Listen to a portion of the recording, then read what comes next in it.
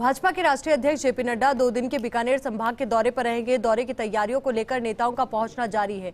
आज केंद्रीय मंत्री अर्जुन मेघवाल बीकानेर पहुंचे। यहां से वे सूरतगढ़ जाएंगे। फर्स्ट इंडिया न्यूज से बातचीत में मेघवाल ने कहा कि आम आदमी पार्टी यहां चुनौती नहीं है। भाजपा प्रचंड बहुमत से सत्ता में लौटेगी। भाजपा एकजुट है।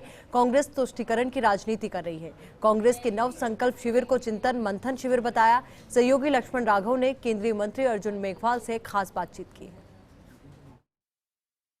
केंद्रीय मंत्री अर्जुन मेघवाल बीकानेर पहुंचे हैं और राष्ट्रीय अध्यक्ष भाजपा के जेपी नड्डा कल बीकानेर आ रहे हैं। अरुण सिंह और सतीश पूनिया ऑलरेडी सूरतगढ़ में एक तरह से जो जायजा ले रहे हैं तैयारियों का। तो हम बात शुरू करते हैं जेपी नड्डा का दौरा क्या है, इस दौरे के मायने। हालांकि इसे कहा जा रहा है कि सामान्य दौरा है, लेकिन जो राजनीतिक विश्लेषक हैं वो ये मान रहे हैं कि आम आदमी पार्टी का लॉन्चिंग पैड बीकानेर संभाग के 2 जिले होने वाले हैं। तो संभवतः भाजपा बहुत पहले से रणनीतिक तौर पर तैयारी कर रही है। देखिए, भारतीय जनता पार्टी संगठन को मजबूत करने के लिए समय समय पे जो हमारे पदाधिकारी होते हैं, चाहे राष्ट्रीय अध्यक्ष हो, प्रदेश अध्यक्ष हो, महामंत्री संगठन हो राष्ट्रीय या राज्य के, ये दौरे करते रहते हैं। उसी श्रृंखला का एक दौरा है जी। जहाँ तक आपने विषय रखा, देखिए आम आदमी पार्टी वर्तमान में तो राजस्थान में कुछ भी नहीं है। जब कुछ बनेगी तब चर्चा इसकी भी कर लेंगे। आज क्यों अभी इसकी चर्चा करें? आज कोई चर्चा का विषय भी नहीं है। जो दौरा है तो उसमें अगर हम बात करें, बूथ सम्मेलन होगा, 10,000 के करीब बात कह रहे हैं बार बार। तो क्या जेपी नड्डा का जो ये दौरा है, कार्यालय उद्घाटन के अतिरिक्त जो ये बूथ सम्मेलन है, इसमें किन बिंदुओं पर फोकस रह सकता है? देखिए, बीकानेर संभाग के बूथ स्तर के, जिसको बूथ अध्यक्ष हम बोलते हैं, बूथ अध्यक्ष, शक्ति केंद्र संयोजक, उसके बाद हमारे मंडल के, जिले के, प्रदेश के जो भी पदाधिकारी हैं, वो उस सम्मेलन में जाएंगे, जिसको हमने नाम दिया है बूथ स्तरीय एक संकल्प सम्मेलन, संकल्प सम्मेलन उसका नाम दिया है। और उसको हमारे राष्ट्रीय अध्यक्ष ही संबोधित करेंगे। बूथ हमारी रचना का देखिए प्रमुख केंद्र है। हम कहते भी हैं बूथ जीता तो चुनाव जीता, तो हम बूथ मजबूत करते रहते हैं। ये हमारे जहाँ जहाँ भी चुनाव हुए हैं वहां भी, जहां होने वाले हैं वहां भी, ऐसे जो प्रोग्राम है होते रहते हैं। नव संकल्प शिविर हो रहा है। आप तो केंद्रीय नेतृत्व की टीम में भी एक तरह से लगातार सक्रिय, उत्तर प्रदेश आप गए। नव संकल्प जिलों की नगरी में राजस्थान से हो रहा है, कुछ कहेंगे? क्या लगता है आपको? उसका नाम चिंतन शिविर है शायद। नहीं, उसमें नव संकल्प की बात करिए। नहीं, मुझे तो चिंतन शिविर की मैंने तो सुना है। और ये पचमढ़ी से लेकर के मुझे चिंतन शिविर इनके कोई बहुत हो गए हैं। कभी तो ये पहले कहते थे, ये चिंतन शिविर में यही आता था, अकेले लड़ेंगे या गठबंधन करेंगे। पचमढ़ी से तय किया चिंतन शिविर में नहीं कि नहीं साथ रहेंगे। अब यहाँ क्या चिंतन शिविर करें मुझे पता नहीं। पूरे देश में कांग्रेस का ग्राफ गिरता जा रहा है, वो उनका अंदरूनी मामला है।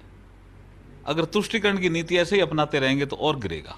वो कहते हैं कि ओल्ड पेंशन स्कीम, बजट, इन सब को लेकर भाजपा पेंशन में इंप्लीमेंट कर लेंगे।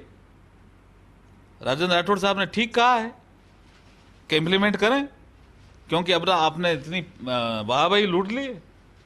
पीएफडीआरए का क्यों हवाला दे रहे कि पीएफडीआरए पैसा नहीं दे रहे थे? सब आपको पहले दिख नहीं रहा था क्या?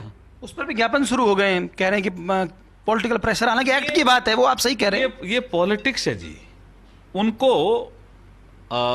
अशोक गहलोत साहब को जो प्लानिंग कमीशन में मनमोहन सिंह जी ने एक भाषण दिया था न्यू पेंशन स्कीम पे, वो पढ़ लेना चाहिए था, उससे कुछ निर्णय सही होते। आप कह रहे हैं होमवर्क बिना करे करती कांग्रेस? बिना होमवर्क करे किया ये काम, बिना होमवर्क किए। और अभी देना भी नहीं उनको, को 2034 में जो आएगा वो देगा। आप कहते हैं कि कांग्रेस गवर्नमेंट अस्थिर सी ही रही इस बार, लगता भी है ये अनस्टेबल। इस बार जो सरकार है वो अनस्टेबल गवर्नमेंट की मैं संज्ञा देता हूं। लेकिन भाजपा में भी किच-किच तो कम नहीं है। कभी वीडियो वायरल होते हैं पार्टी के खिलाफ बोलते हुए पार्षदों के, कभी पोस्टर पॉलिटिक्स होती है, कभी सतीश पूनिया जी के फोटो नहीं होने पर बात होती है। तो यहाँ भी मतलब हालात तो लगभग वैसे ही। विपक्ष में अभी तो आप कुर्सी दूर है। ऐसा कुछ नहीं है, हमारी पार्टी एकजुट है। 2023 के चुनाव में हम बता देंगे कि एकजुटता से हम चुनाव लड़ेंगे, चुनाव जीतेंगे। आखिरी सवाल, बीकानेर संभाग में 24 सीटें हैं, 10 सीटें ऐसी, 8 सीटें ऐसी थी पिछली बार जहां 10,000 से कम का अंतर रहा। तो इस बार की प्लानिंग क्या है? क्या लगता है किन मुद्दों पर बीकानेर संभाग में फोकस होने वाला है? देखिए, प्रचंड बहुमत से भाजपा जीतने वाली है 23 में। पूरे प्रदेश में ऐसा वातावरण बना हुआ है। मैं तो कल बांसवाड़ा डूंगरपुर था, मैंने वहां भी देखा ये चीजें। उससे पहले भी मैं गया हूँ, ऐसा नहीं है, 10 साल 1.5 साल पहले गया, और जब अब गया तो बहुत चेंज है जी, बहुत ये परिवर्तन। अति आत्मविश्वास तो नहीं है? नहीं, हम जीत रहे हैं जी चुनाव, निश्चित रूप से जीत रहे हैं।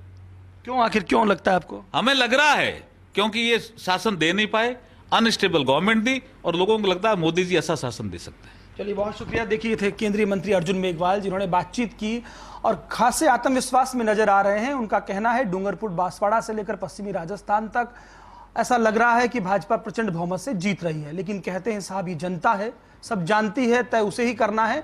लेकिन निश्चित तौर पर राष्ट्रीय अध्यक्ष का बीकानेर संभाग में दौरा कई मायनों में महत्वपूर्ण है। भले ही भाजपा के नेता ये नहीं मान रहे हैं, आपकी यहाँ पर चुनौती है, लेकिन ये सच है कि जिस तरह से आपने पंजाब में प्रदर्शन किया है, उसके बाद आपका फोकस कहीं ना कहीं हनुमानगढ़ और श्रीगंगानगर में है। कैमरा पर्सन गुलाम रसूल के साथ Laxman Raghav, First India News, Bikaner.